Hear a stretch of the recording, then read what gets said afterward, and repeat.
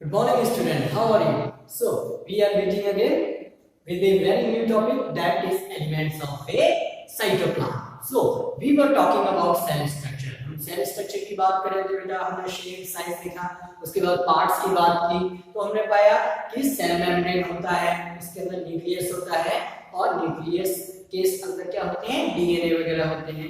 फिर हम बात कर रहे थे साइटोप्लाज्म की। साइटोप्लाज्म क्या है बेटा? एक फ्लूइड है, उसमें क्या है, बहुत सारे इंपॉर्टेंट एलिमेंट पाए जाते हैं जो कि हमारे बॉडी के सब फंक्शन क्या करते हैं, प्रॉपर तरीके से फंक्शन करते हैं। ठीक है, अब देखो कौन कौन से पार्ट हैं।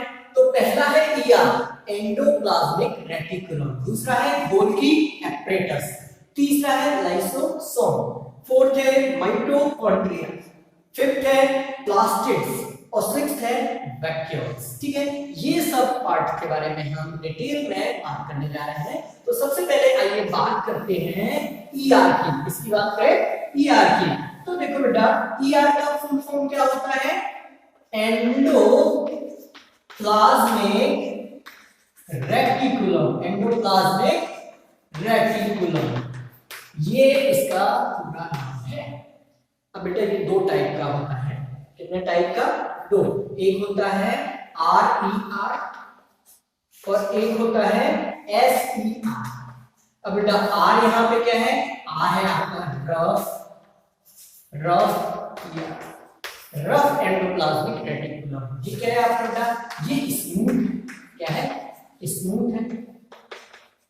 अब देखो ये जो आपका रफ है, ये जब माइक्रोस्कोप से देखते हैं ना तो इसकी जो सरफेस है उसमें रफ तरीके के पार्टिकल मिलते हैं, रफ पार्टिकल। तो ये वाकई में ये पार्टिकल होते क्या है? ये पार्टिकल बेटा आपके हैं राइबोसोम। क्या है?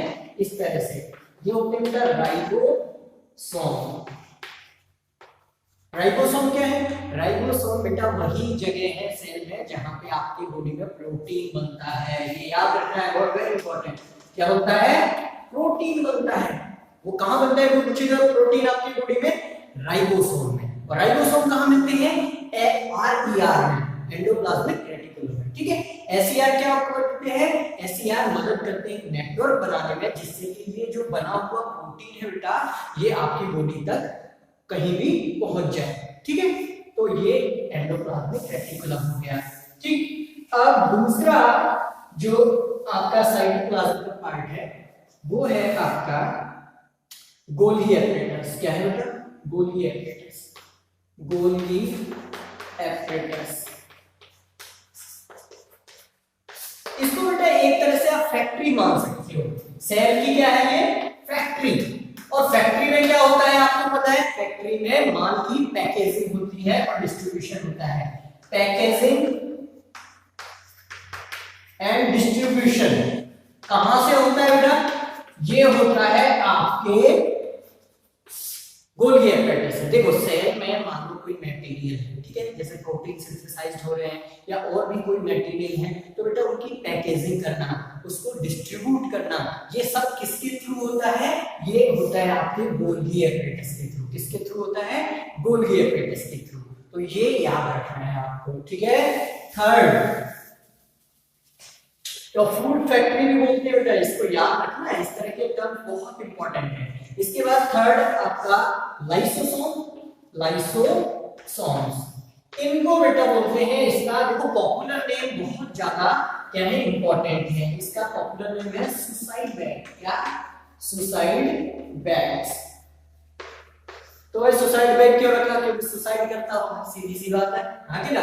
तो बेटा लाइसोसोम क्या है? लाइसोसोम वो जगह है जो कि एक तरह से ये बेटा क्लीनर, डॉक्टर बोले जा सकते हैं। ये डॉक्टर और क्लीनर ऑफ सेल। इनका बेसिकली काम क्या होता है बेटा? देखो सेल में कोई भी अनवांटेड चीज है, बेकार चीज है, सेल में नहीं चाहिए, या फिर कोई और भी अनवांटेड थिंग है, तो उसको डाइजेस्ट करने का काम, उसको रिमूव करने का काम कौन करेंगे?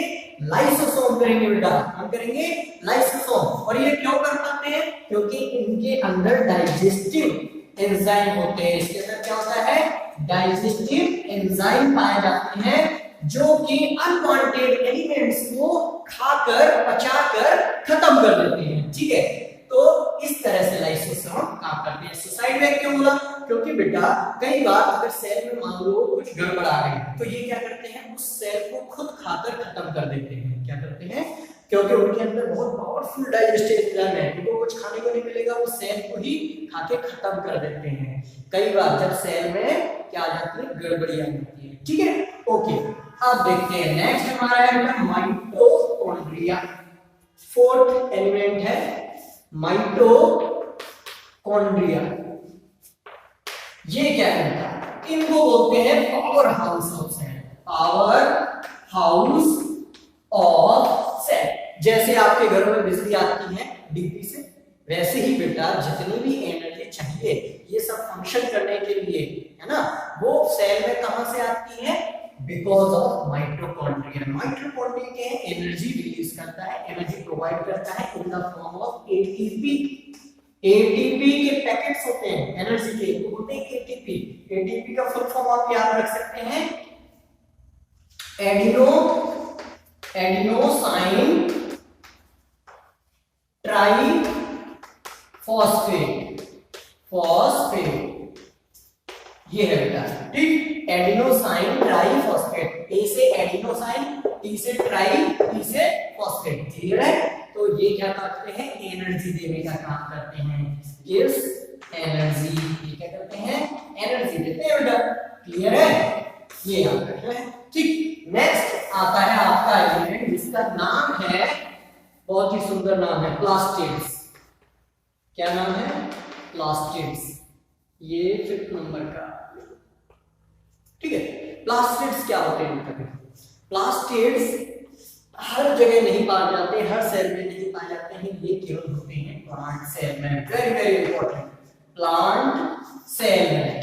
आपसे पूछा जाए ऐसा ऑर्गेनिल या देखो साइटोप्लाज्म के जो ये एलिमेंट हैं उनको एक स्पेशल नेम से जाना जाता है, वो क्या है? ऑर्गेनिल्स। ऑर्गेनिल्स। तो ये जो बेटा हम 6 चीज पढ़ने जा रहे हैं, ये सब ऑर्गेनिल ही हैं। क्या है? ऑर्गेनिल। तो आपसे पूछे tell me one organelle which is not present in animal cell. जो एनिमल सेल में नहीं मिलता है, प्लास्टिड्स। कौन है बेटा? प्लास्टिड। जो एनिमल सेल में नहीं मिलता है, केवल प्लांट सेल में मिलते हैं। ठीक है। अब ये बेटा प्लास्टिड्स दो तरह के हो सकते हैं, एक होता है क्रोमोप्लास्ट, एक ल्यूकोप्लास्ट। क्रोमोप्लास्ट और एक होते हैं ल्यूकोप्लास्ट। ल्यूकोप्लास्ट। तो बेटा ऐसा तो क्रोमोप्लास्ट जैसा आपने पहले नाम सुना है, जैसे कि आपने देखा होगा जब भी फोटोसिंथेसिस प्रोसेस होती है उसमें जो क्लोरोफिल होता है, सबसे इंपॉर्टेंट एलिमेंट, ये सबसे इंपॉर्टेंट एलिमेंट है क्लोरोफिल। वो कहां पे मिलता है? इन्हीं क्लोरोप्लास्ट में मिलता है, इन्हीं प्लास्टिड्स में मिलता है, जिसकी वजह से क्या होता है बेटा?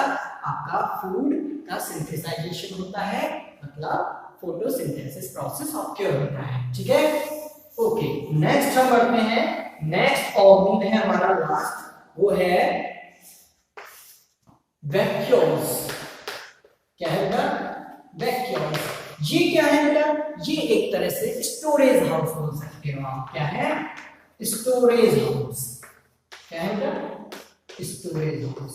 ये स्टोर करके रखते हैं जितने भी इंपॉर्टेंट एलिमेंट है, जैसे प्रोटीन हो गया या और कोई इंपॉर्टेंट एलिमेंट हो गया, तो ये क्या करते हैं? उसको स्टोरेज करके रखते हैं। क्या करते हैं? स्टोरेज करके रखते हैं, ताकि समय आने पे या नीड पड़ने पे आप उससे ये सारी चीजें एलिमेंट ले सके, वो सेल। क्लियर है? अब बेटा स्टोरेज होता है। अब जो एनिमल है उनमें वैक्यूल का साइज बहुत छोटा होता है। क्या होता है? छोटा। लेकिन बेटा जो प्लांट सेल है, आप बताओ, एनिमल तो बाहर से फूड ले सकता है, प्लांट कहां से फूड लेगा? वो तो भाई अपने अंदर से ही लेगा कि नहीं? तो उसके लिए बड़ा स्टोरेज हाउस चाहिए। इसीलिए बेटा प्लांट का जो वैक्यूल होता है वो बहुत बड़ा होता है। कई बार तो ये 90% जगह घेर सकता है किसी सेल की, तो इतना बड़ा भी होता है प्लांट में। क्लियर है? तो ये हो गए हमारे 66 एलिमेंट और ऑर्गेनिल्स। ठीक है। अब बेटा बात करने जा रहे हैं सेल डिवीजन की। किसकी बात करेंगे? Cell division. ये क्या होता है सर? सेल डिवीजन ये होता है बेटा, देखो हर कोई एक सेल से ही पैदा जाता है, ठीक है। सिंगल सेल से हम भी स्पर्म एक सिंगल सेल है उससे पैदा हुए और फिर धीरे धीरे ये जो सेल होती है, एक सेल क्या करती है बेटा, इस तरह से डिवाइड होकर ये दो सेल में कन्वर्ट होती है, फिर ये और दो सेल में ये इस तरह से क्या है, सेल बढ़ती जाती है, ठीक है। इस प्रोसेस को बोलते हैं सेल डिवीजन, ठीक। एक सेल से बहुत सारी सेलों का प्रोडक्शन कहलाता है सेल डिवीजन। ये दो तरह से हो सकता है बेटा, दो टाइप होते हैं, एक माइटोसिस, एक मियोसिस। माइटोसिस सेल डिवीजन, एक मियोसिस। माइटोसिस कहां यूज आता है, ग्रोथ में। कहां पे बेटा, ग्रोथ। जब भी किसी बॉडी की ग्रोथ हो रही है तो वो ग्रोथ कौन सी सेल डिवीजन की वजह से हो रही है बेटा, वो माइटोसिस की वजह से हो रही है। दूसरा बेटा जो प्रोडक्शन होता है, रिप्रोडक्शन, क्या रिप्रोडक्शन, जहां पे गैमीट्स बनते हैं, क्या बनते हैं, गैमीट्स, ठीक है। तो ये जो गैमीट्स बनना है, ये जो प्रोसेस होती है, ये होती है मियोसिस की मदद से। देखो एक जनरेशन से दूसरी जनरेशन आती है, वहां मियोसिस होती है, और माइटोसिस कहां होती है, यहाँ पे ग्रोथ होती है, ठीक है, जैसे बॉडी ग्रोथ, ओके। अब देखो बेटा इसमें क्या होता है, एक सेल दो सेल में टूटती है, कितनी सेल में, दो सेल में, माइटोसिस में। इसमें बेटा मियोसिस में आपकी एक सेल चार सेल में टूटती है, किसमें में, चार सेल में, ठीक है। तो ये आपका डिफरेंस होता है माइटोसिस और मियोसिस में, क्लियर है।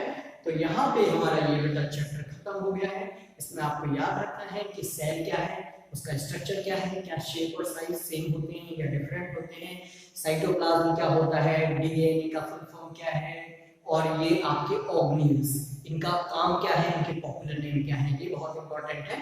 तो हमारा चैप्टर खत्म हो गया है। अब हम नेक्स्ट चैप्टर में इसके एक्सरसाइज क्वेश्चंस की बात करेंगे, ठीक है। So till then have a nice day, thank you very much.